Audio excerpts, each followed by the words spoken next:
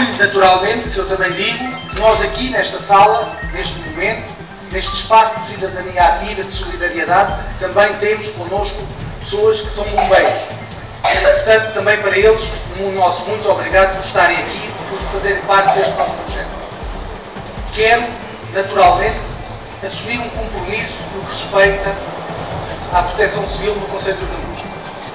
Mais do que fazer promessas, um compromisso firme e sério.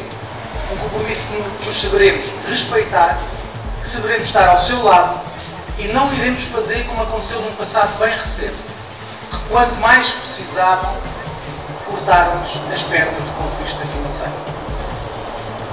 Aquilo que se tem passado nos últimos tempos, na falta de apoio, na redução de subsídios e, mais do que isso, no atraso do pagamento dos mesmos, nós não queremos que volte a acontecer.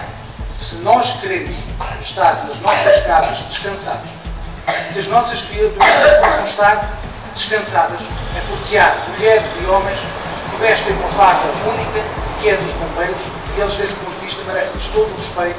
E se assim é, nós, enquanto Câmara Municipal, teremos que saber respeitar e responder devidamente a essa solidariedade, a esse trabalho que eles fazem, a essa dedicação.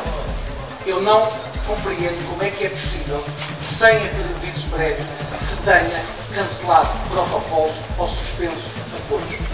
Pode faltar dinheiro para muita coisa.